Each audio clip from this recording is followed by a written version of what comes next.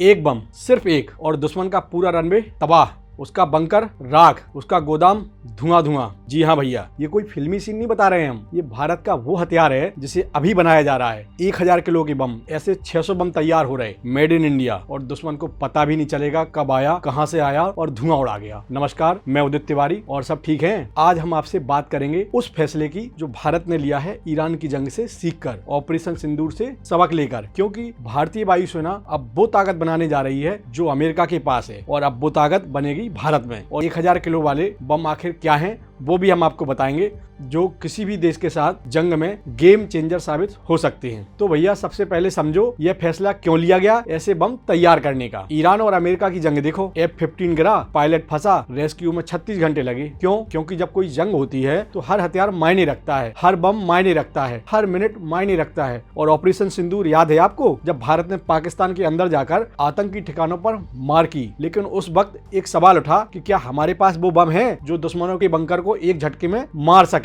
यही सवाल आज इस फैसले की नींव बना। अब समझो ये बम है क्या। अमेरिका के पास एक बम है MK-84, ये 2000 पाउंड का बम है, यानी करीब 907 किलो विस्फोटक। इसे दागो और दुश्मन का पूरा एयरबेस एक गड्ढे में बदल जाता है। जैसे अगर दुश्मन ने पहाड़ के अंदर बंकर बना लिया या एयरबेस पर रनवे है, तो ये बम ऊपर से गिरेगा, अंदर घुसेगा और फिर धमाका ऐसा कि पूरा स्ट्रक्चर खत्म। फिर चाहे पुल हो, रनवे हो, बंकर हो या कोई बड़ा गोदाम, सब कुछ राख हो जाएगा। और हाँ भैया, यह बम वो काम करता है जो 10 छोटे बम मिलाकर नहीं कर सकते। इसे ऐसे समझो, गांव में हैंडपंप से पानी निकालते हो धीरे धीरे, और मोटर पंप लगा दो तो 1 मिनट में टंकी भर जाती है। बस यही फर्क है छोटे बम और MK-84 में। और आज भारत यही ताकत खुद बनाएगा। हमारे रक्षा मंत्रालय ने ऐलान किया कि 600 एरियल बम बनेंगे, 1000 किलो वजन वाले, एकदम स्वदेशी, अपने देश में तैयार होने वाले, विदेश से नहीं खरीदे जाएंगे। और पहले क्या होता था भैया, ये जान लो, इस क्लास के बम अमेरिका या यूरोप से खरीदने पड़ते थे।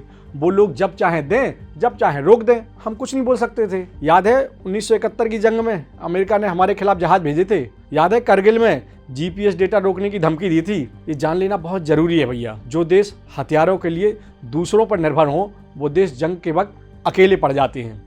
और भारत की थीम है आत्मनिर्भर भारत, अपना बम, अपनी ताकत, अपनी शर्तें। और हाँ भैया, यह काम 2 हिस्सों में होगा। पहले पेज में भारतीय कंपनियां 6 प्रोटोटाइप बनाएंगी, कुछ असली, कुछ बिना विस्फोटक वाले। हार्ड टेस्ट होंगे, वायुसेना के जेट पर टेस्टिंग होगी। और एक शर्त भी रहेगी, बम में कम से कम 50% सामग्री भारतीय होना चाहिए, यानी युद्ध के समय हमें किसी पर निर्भर न रहना पड़े। और हाँ, बाहर से तकनीकी ले सकते हो, ज्वाइंट वेंचर कर सकते हो, लेकिन बनाना यही होगा भारत में। दूसरे फेज में जो कंपनी पास होगी उसे ऑर्डर मिलेगा पूरे 600 बम बनाने का, और यह सब 2.5 साल में पूरा करना होगा। अब सब बताते बताते ये भूल रहा था कि इसकी खूबियां भी तो खूब हैं। जैसे यह बम सिर्फ भारी नहीं है, स्मार्ट भी है। गिरने के बाद यह टुकड़ों में बिखरता है। नेचुरल फ्रेगमेंटेशन, यानी एक ही बम दुश्मन के कई ठिकानों को एक साथ नुकसान पहुंचाएगा। और सबसे जबरदस्त बात, यह बम राफेल पर चलेगा, तेजस पे चलेगा, रूसी मिग और सुखोई पर भी चलेगा। मतलब भारत के पास जो भी फाइटर जेट्स हैं सब इससे लैस हो सकते हैं।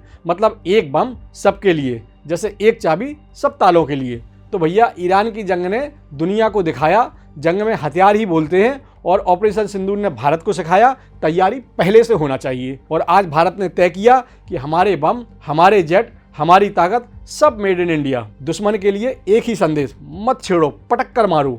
और हाँ भैया, आखिरी बात, आज की कहानी से क्या समझ आया आपको, कमेंट करके बताइएगा जरूर। और हमारे चैनल और सब पर बने रहिएगा, क्योंकि हर अपडेट, हर खबर, चाहे देश की हो या दुनिया की, देसी अंदाज में यही मिलती है, और हम आपको तसल्ली से सब कुछ बताते हैं।